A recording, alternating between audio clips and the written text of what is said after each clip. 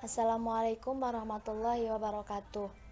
Kami dari kelompok 7 yang beranggota Fauzan Salim Khuldi, Umi Labiba, dan Muhammad Syarif Jauhari. Kami akan menyampaikan materi tentang pengorganisasian dan struktur organisasi. Yang pertama, pengertian pengorganisasian. Pengorganisasian merupakan suatu proses untuk merancang struktur formal, mengelompokkan, mengatur, serta membagi tugas-tugas atau pekerjaan di antara para anggota organisasi, agar tujuan organisasi dapat dicapai dengan efisien. Kemudian, struktur organisasi.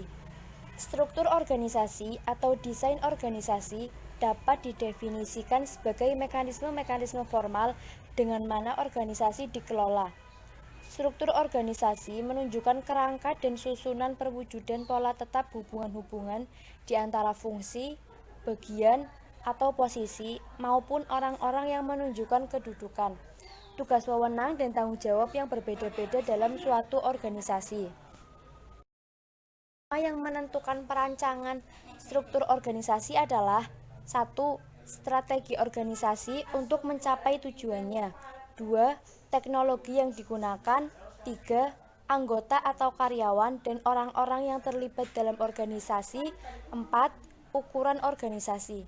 Sedangkan unsur-unsur struktur organisasi terdiri dari yang pertama ada spesialisasi kegiatan, berkenaan dengan spesifikasi tugas-tugas individual dan kelompok kerja dalam organisasi dan penyatuan tugas-tugas tersebut menjadi satuan kerja.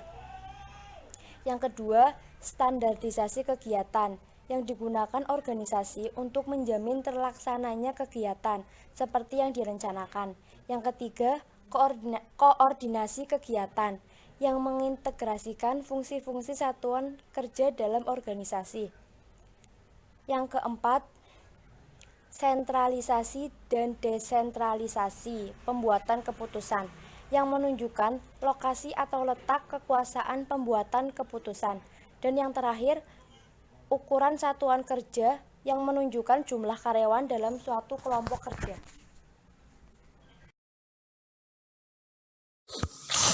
Selanjutnya adalah pembagian kerja. Tujuan organisasi adalah untuk mencapai tujuan di mana individu-individu tidak dapat mencapainya sendiri. Kelompok 2 atau lebih orang yang bekerja sama, kooperatif dan koordinasikan dapat mencapai hasil yang lebih dan daripada individu. Konsep ini disebut dengan sinergi. Bagan organisasi formal dalam kurung organization chart berfungsi untuk menunjukkan struktur organisasi dengan memperlihatkan fungsi-fungsi departemen-departemen atau posisi-posisi organisasi yang menunjukkan bagaimana hubungan di antara keduanya. Dalam bagian organisasi, ada 4 aspek utama suatu struktur organisasi. 1. Pembagian kerja. Setiap kotak menunjukkan individu atau satuan organisasi yang mana bertanggung jawab untuk kegiatan organisasi tertentu dan tingkat spesialisasi yang digunakan. 2. Manajer dan bawahan atau rantai perintah. Rantai perintah menunjukkan hubungan wewenang, tanggung jawab yang menghubungkan atasan dan bawahan dalam keseluruhan organisasi. 3. Tipe pekerjaan yang dilaksanakan.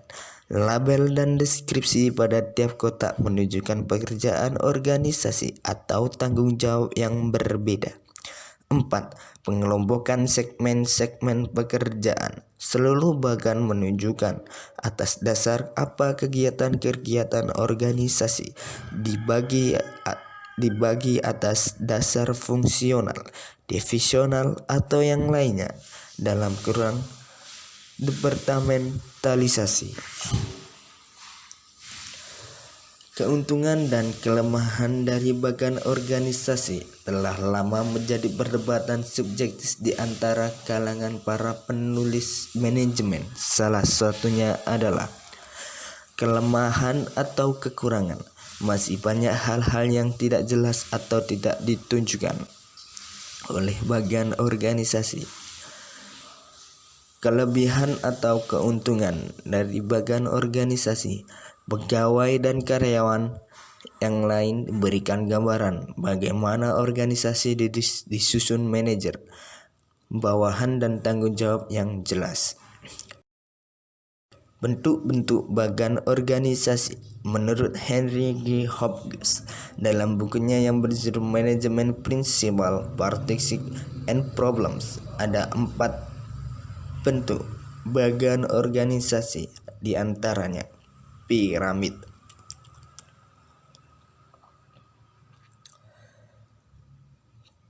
Bentuk ini paling banyak digunakan karena sederhana, jelas, dan mudah dimengerti. 2. Vertikal. Bentuk ini agak menyerupai bentuk piramid, yaitu dalam hal kekuasaan dari atas ke bawah hanya saja.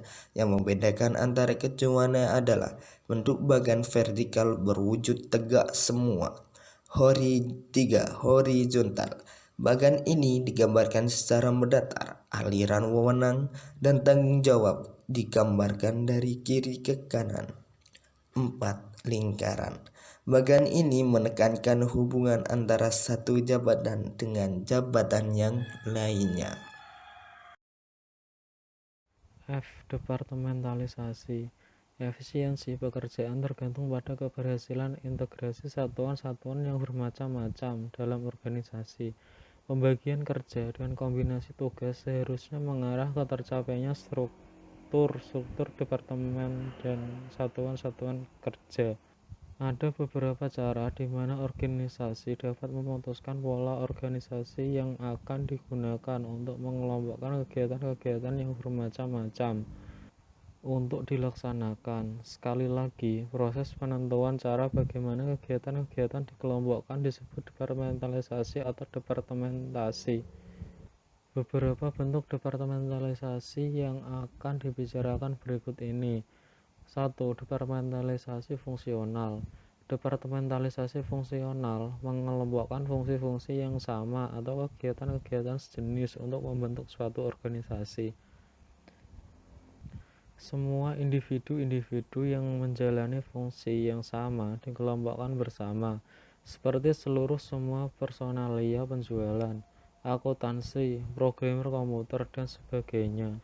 2. Departementalisasi divisional. Banyak perusahaan besar dengan banyak jenis produk diorganisasikan menurut struktur organisasi divisional. Bila departementalisasi perusahaan menjadi terlalu kompleks dan tidak praktis bagi struktur fungsional, manajer perlu membentuk divisi-divisi semi-otonomi, di mana setiap divisi merancang, memproduksi, dan memasarkan produknya sendiri-sendiri.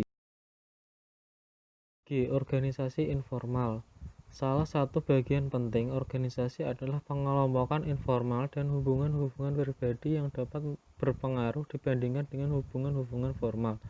Organisasi informal memainkan peranan penting dalam dinamika perilaku organisasi. Perbedaan pokok antara organisasi formal dan informal adalah bahwa organisasi formal mempunyai tujuan, struktur, dan pola hubungan kerja yang teratur melalui manajemen. Organisasi informal berdiri di atas struktur yang tidak jelas, fleksibel, sukar didefinisikan, keanggotaannya sulit ditentukan, dan pola hubungan di antara para anggota tanpa tujuan yang khusus.